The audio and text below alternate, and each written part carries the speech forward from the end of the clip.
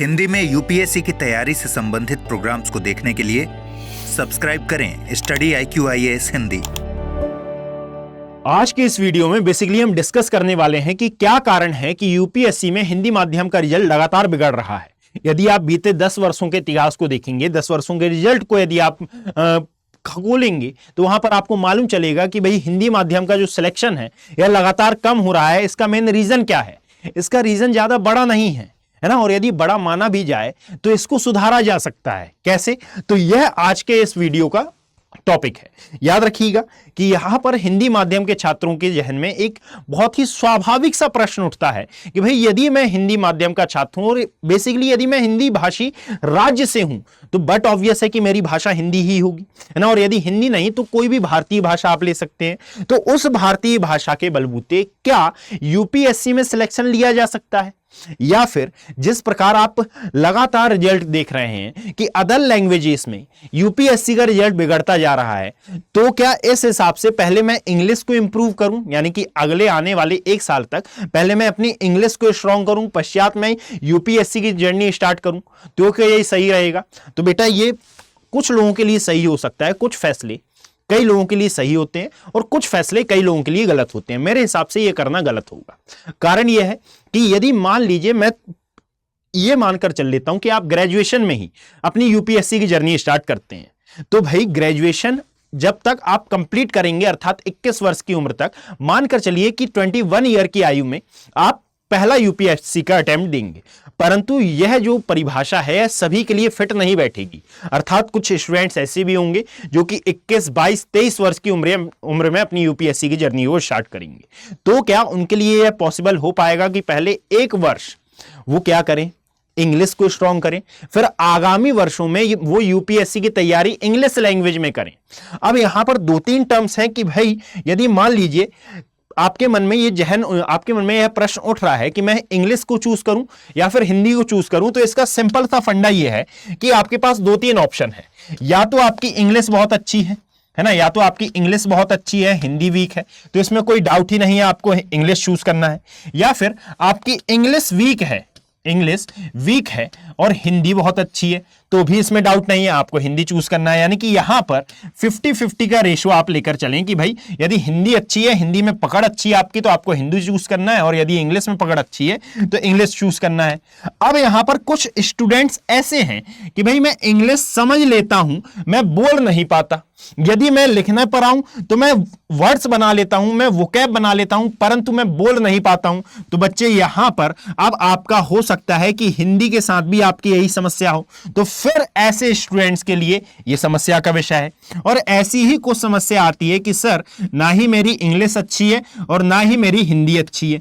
अब ऐसे स्टूडेंट्स की मैं बात ही नहीं कर रहा हूं इस वीडियो में, है ना, जिनकी ना ही हिंदी अच्छी है और ना ही इंग्लिश अच्छी है। और यदि हिंदी का मतलब यहां पर कोई भी लैंग्वेज हो सकती है ना, यानी कि जैसे मान लीजिए आप पंजाब के रहने वाले हैं तो आपके लिए पंजाबी हो सकती है भाई कि ना ही मेरी पंजाबी अच्छी है और ना ही मेरी इंग्लिश अच्छी है। तो फिर यह आपके ऊपर निर्भर करेगा कि आप किस भाषा में अपनी यूपीएससी की जर्नी का चयन करते हैं। परंतु यदि मान लीजिए आपके मन में यह प्रश्न है कि भाई मैं इंग्लिश चूज करूं या फिर कोई भी अदर लैंग्वेज चूज करूं, तो क्या उसके अकॉर्डिंगली मैं अपनी यूपीएससी की जर्नी को फुलफिल कर सकता हूं? तो बिल्कुल ऐसा हो सकता है। और यदि मैं बात करता हूं कि लगातार यूपीएससी में हिंदी माध्यम का या फिर अदर लैंग्वेजेस का रिजल्ट क्यों बिगड़ते जा रहा है, तो इसके मेनली 2-3 रीजन समझ में आते हैं, है ना। एक सबसे बड़ा रीजन तो आप पाएंगे कि भाई जो करंट अफेयर का डेटा है, करंट अफेयर का वेटेज बहुत ज्यादा होता है। अब ये जो करंट अफेयर का डेटा है एक्चुअल में यह उपलब्ध होता है किसमें? बेसिकली इंग्लिश में, है ना, यानी कि जो समसामयिकी होती है। अब आप लोग यह ना समझें कि भाई यहां पर मैं बता रहा हूं तो ये इसको हिंदी में आप बताइए, तो ये समसामयिकी होती है। अब समसामयिकी का जो डेटा होता है ये बेसिकली इंग्लिश में प्रोवाइड होता है आपको, यानी कि 2-3 न्यूज़पेपर के नाम बहुत ज्यादा चलते हैं, द इंडियन एक्सप्रेस, है ना, द हिंदू, है ना, तो ये बेसिकली इंग्लिश में होते हैं। अब सभी के लिए पॉसिबल नहीं हो पाता कि वह इसको इंग्लिश में रीड करें, हिंदी में समझे, फिर हिंदी में नोट्स बनाएं। क्लियर? तो आपके लिए ऐसा नहीं है कि कोई और न्यूज़पेपर आपके लिए कारगर नहीं होगा, है ना। आप इसकी अपेक्षा उठा सकते हैं जनसत्ता, है ना। जनसत्ता भी एक अच्छा न्यूज़पेपर माना जाता है, बशर्ते उसमें थोड़ा सा कंटेंट आपको अपेक्षाकृत द हिंदू के कम देखने के लिए मिलेगा, परंतु जनसत्ता आप उठा सकते हैं, आप हिंदुस्तान टाइम्स उठा सकते हैं, है ना, इसी का हिंदी संस्करण। अब यदि आप यहां पर देखेंगे तो यहां यदि न्यूज़पेपर में आपको दिक्कत आ रही है तो समय समय पर study IQ IAS Hindi platform आपके लिए इन सभी न्यूज़पेपर्स का कंपाइलेशन भी लेकर आता है। यदि आपको ज्योग्राफी की टर्मिनोलॉजीज में दिक्कत आ रही है तो यहां पर प्रयास होता है स्टडी IQ IAS हिंदी का कि वह जिस भी सब्जेक्ट को आपको दे रहा है, जिस भी सब्जेक्ट का कंटेंट आपको प्रोवाइड करा रहा है, उसको हिंदी की सुनियोजित और सुव्यवस्थित भाषा में आपको प्रोवाइड कराए। कारण यह होता है कि भाई हिंदी जनरली पढ़ सभी लेते हैं, हिंदी में समस्या क्या आती है, तो याद रखिएगा बच्चे, हिंदी और गूढ़ हिंदी में फर्क होता है ना। यदि आप हिंदी पढ़ रहे हैं तो हिंदी पूरी दुनिया बोल रही है, हिंदी आपके यहां झाड़ू लगाने वाला भी बोल रहा है, उसको भी पता है हिंदी, परंतु यहां पर यूपीएससी की डिमांड एक्चुअल में हिंदी नहीं है, गूढ़ हिंदी है। यानी कि मैं जब क्लास लेता हूं तो कई स्टूडेंट्स को देखता हूं कि सर यहां पर इतनी हिंदी हमें समझ नहीं आती, आप प्लीज बीच बीच में इंग्लिश वर्ड्स का प्रयोग करें। आप थोड़ा सा समझने का प्रयास करिएगा। क्या कभी इंग्लिश माध्यम के विद्यार्थी को आपने यह बोलते हुए सुना है कि सर मुझे इतनी इंग्लिश समझ में नहीं आती, आप बीच बीच में हिंदी वर्ड्स का प्रयोग करें? नहीं सुना है ना। मतलब कि कमी किसी और में नहीं है, कमी हम ही में है। कारण क्या है कि हम सीखना नहीं चाहते हैं। तो वह मेहनत जो कि आप आने वाले एक वर्ष यह सोचने में लगाते कि क्या सर मैं इंग्लिश को इंप्रूव करूं, और इंग्लिश को आप इंप्रूव करते, और यदि आप ऐसा नहीं चाहते हैं, आप हिंदी माध्यम में रहकर ही अपनी यूपीएससी की जर्नी को आगे बढ़ाना चाहते हैं, तो सबसे पहले तो आप बच्चे अपनी यूपीएससी जर्नी के साथ साथ ही अपनी लैंग्वेज पर फोकस करें, अपनी वोकैब पर फोकस करें कि सर मुझे अपनी वोकैबलरी स्ट्रॉन्ग करनी है। जैसे इंग्लिश में वोकैबलरी होती है ना, ऐसे ही हिंदी में शब्दावली होती है। आपके पास कम से कम 300 से 400 वर्ड्स ऐसे होने चाहिए हिंदी में जिनको आप अच्छे से सुनियोजित ढंग से प्रयोग करना जानते हो, ज्यादा नहीं, 300-400 शब्द। ये आपको आ सकते हैं कि विभिन्न प्रकार के जो एडिटोरियल आते हैं उनसे ही आ जाएंगे, है ना। यदि आप डेली न्यूज़पेपर रीडिंग करते हैं तो उससे आ जाएंगे, यदि आप डेली कोई भी न्यूज़ देखते हैं तो उससे आ जाएंगे। ये मत देख लेना कि देवास में एक व्यक्ति का मर्डर हो गया या फिर नोएडा में एक व्यक्ति ने दूसरे व्यक्ति को चाकू मार दिया, इससे वोकैब नहीं आएगी, है ना। आपको देखना क्या है जो आपके सिलेबस से रिलेटेड है ना, कि भाई रसिया यूक्रेन वॉर यदि चल रहा है तो रसिया यूक्रेन युद्ध में, है ना, या फिर वॉर में क्या हुआ हाल ही में, तो वहां पर कई ऐसे वर्ड्स आएंगे जो कि आपको अपने कंटेंट को इंप्रूव करने में सहायता करेंगे। यदि मान लीजिए फिलिस्तीन गाजा वॉर की बात कर रहे हैं तो वहां पर भी कई ऐसी वोकैब निकल के आती हैं, कई ऐसी शब्दावली, हिंदी की बात कर रहा हूं मैं, है ना, ऐसी शब्दावलियां निकल के आती हैं जिनको यदि आप अपने कंटेंट में यूज करते हैं तो वह आपके लिए काफी हेल्पफुल रहेंगी। कई लोगों का मानना रहता है कि भाई यहां पर बुक्स नहीं मिलती हैं हिंदी माध्यम के लिए, और यदि बुक मिलती हैं तो इस बुक में भी जो कंटेंट रहता है वो थोड़ा सा गलत हो जाता है। यानी कि बेसिकली जब यूपीएससी की जर्नी मानी जाती है तो यह इंग्लिश में प्रारंभ हुई, अब यूपीएससी पेपर भी सेट करता है इंग्लिश में, उसका हिंदी रूपांतरण करता है, और जब हिंदी रूपांतरण करता है तो उसमें स्वाभाविक है कि ट्रांसलेशन में कुछ मिस्टेक्स आती हैं।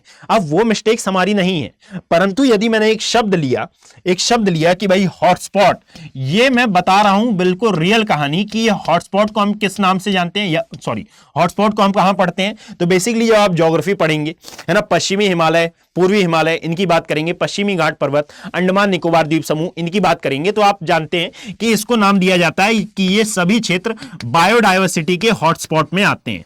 अब हम डायरेक्टली यह पढ़ लेते हैं कि बायोडायवर्सिटी का हॉटस्पॉट, कारण क्या है, यह हमारी बोलचाल की भाषा में है, परंतु यदि इसी को मैंने पढ़ा है कि भाई यह जैव विविधता के तप्त क्षेत्र हैं, जैव विविधता के तप्त क्षेत्र हैं, तो एक बार स्टेट पीसीएस ने यह क्वेश्चन कर लिया था कि बताइए, स्टेट पीसीएस, हाँ एमपी पीसीएस ने यह क्वेश्चन किया था कि बताइए भारत में निम्न में से कौन से जैव विविधता के तप्त क्षेत्रों में से आते हैं, और आधे से अधिक लोगों ने इसका आंसर राजस्थान लगाकर आया था, आधे से अधिक लोगों ने।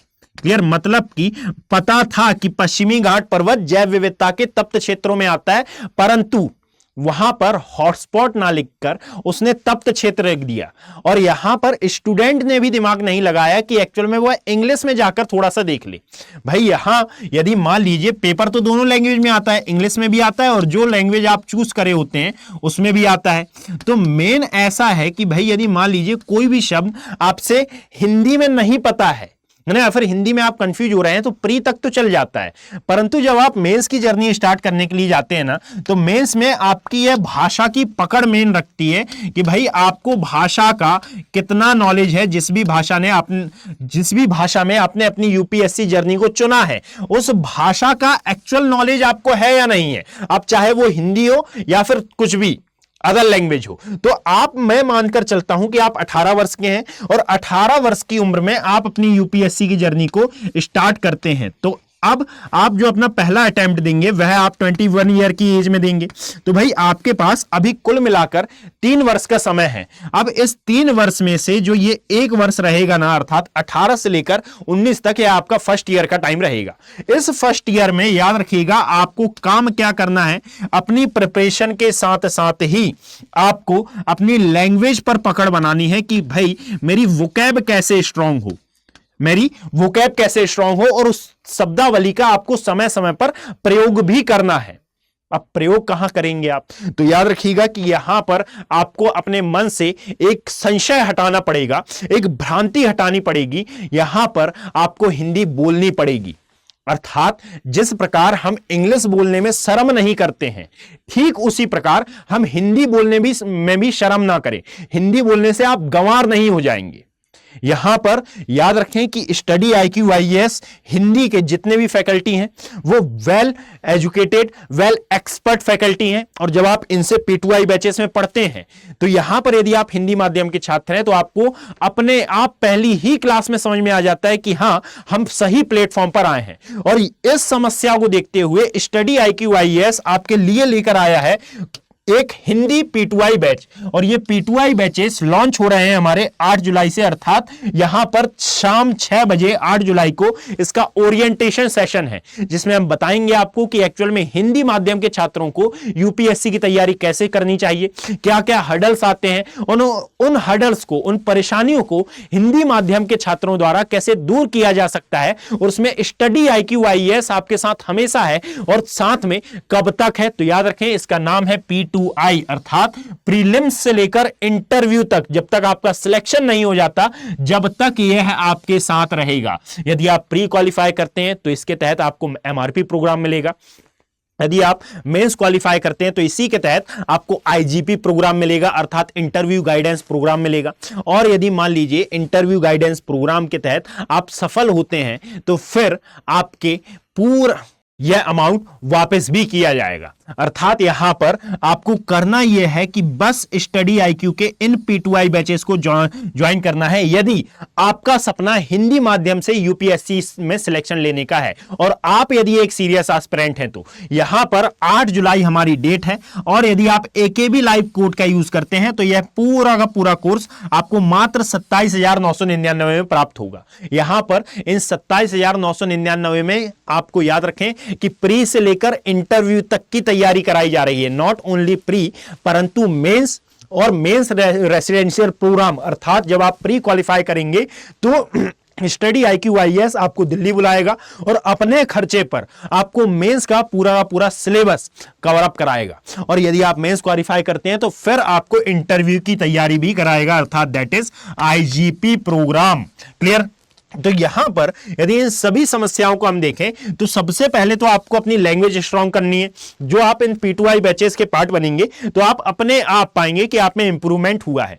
दूसरी बात कि ये जो बुक्स की समस्या है, तो यहां पर 18 बुक्स का सेट आपको प्रोवाइड कराता है स्टडी IQ। और अभी इंडिया में यदि बात करें तो इंडिया में स्टडी IQ IAS से अच्छा कंटेंट हिंदी माध्यम के छात्रों के लिए अभी तक प्रोवाइड नहीं है। अर्थात इन 18 बुक्स में आपको वह कंटेंट देखने के लिए मिलेगा जो कि अभी तक किसी बुक में अर्थात कंपाइलेशन के फॉर्म में, है ना, जो अभी तक नहीं मिला है। और साथ में बुक्स के अलावा यदि हम बात करें तो भाई करंट अफेयर प्रोग्राम, यहां पर हम कैप प्रोग्राम चलाते हैं जिसमें आपको हिंदी भाषा में ही current affair, weekly current affair provide कराया जाता है। और उसमें भी आप देख सकते हैं कि भाई एक्चुअल में आप अपनी वोकैब को कैसे मैनेज करें, कैसे सुधारें और उसको प्रयोग में कैसे लाएं। और साथ में याद रखिएगा कि यहां पर एक और समस्या कि भाई ऐसे शब्द जो कि बेसिकली हिंदी में आ जाते हैं परंतु उसका इंग्लिश में आ जाते हैं परंतु उनका हिंदी अनुवाद कठिन पड़ता है,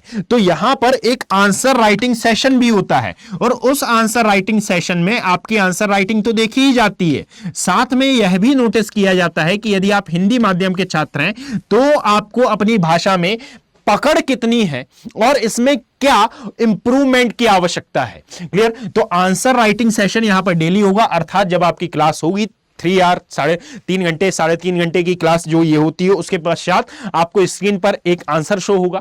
आंसर के पश्चात आप वहां पर आंसर लिखेंगे और अपने मेंटोर को उसको सेंड करेंगे और मेंटोर उसे चेक कर बताएगा कि इसमें क्या क्या खामियां हैं। और यदि आपका मन होता है कि भाई मैं उसी सब्जेक्ट के टीचर से बात करना चाहता हूं जिसने मुझे ज्योग्राफी पढ़ाई है, जैसे लाइक ज्योग्राफी यदि मैं पढ़ाता हूं, तो वहां पर यदि आप मुझसे बात करना चाहते हैं तो आप अपने मेंटोर के थ्रू मुझसे बात भी कर सकते हैं। यानी कि इस पूरे वीडियो का कंपाइलेशन यदि निकाला जाए, एक सार निकाला जाए, तो बच्चे यहां पर हिंदी होना पाप नहीं है, अर्थात यूपीएससी की जर्नी में हिंदी भाषा का होना पाप नहीं है। कारण यह है कि हिंदी हमारी मेन लैंग्वेज है, मातृभाषा नहीं बोला मैंने, मेन लैंग्वेज है, कोर लैंग्वेज मानी जाती है। तो यहां पर इंग्लिश माध्यम में क्या यहां पर इंग्लिश माध्यम में हमें कन्वर्ट होना जरूरी है? बिल्कुल आवश्यकता नहीं है। आवश्यकता है इन 3-4 कदमों की। यदि आपने ये 3-4 कदम उठाए हैं तो मैं गारंटी के साथ कहता हूं कि भाई आने वाले कुछ वर्षों में, यानी कि यदि आप 18 वर्ष के हैं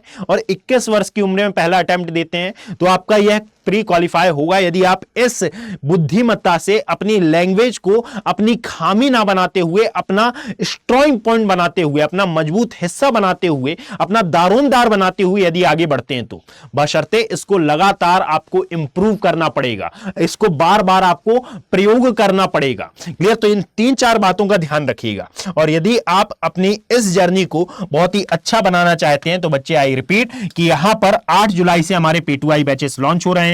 आप AKB लाइव कोड का यूज करके इन बैचेस का पार्ट बन सकते हैं। और यदि आप इन बैचेस का पार्ट बनेंगे तो यहां पर मैं श्योरिटी के साथ कहता हूं कि यह आपकी लाइफ चेंजिंग डिसीजन होगा और लाइफ का सबसे ही अच्छा डिसीजन माना जाएगा। मिलते हैं 8 जुलाई को शाम 6 बजे ओरिएंटेशन में P2I बैचेस में, इस उम्मीद के साथ कि आप यहां पर आने वाले हैं अपने भविष्य को देखते हुए और आप एक सीरियस एस्पिरेंट हैं। धन्यवाद। हिंदी में यूपीएससी की तैयारी से संबंधित प्रोग्राम्स को देखने के लिए सब्सक्राइब करें स्टडी IQ IAS हिंदी।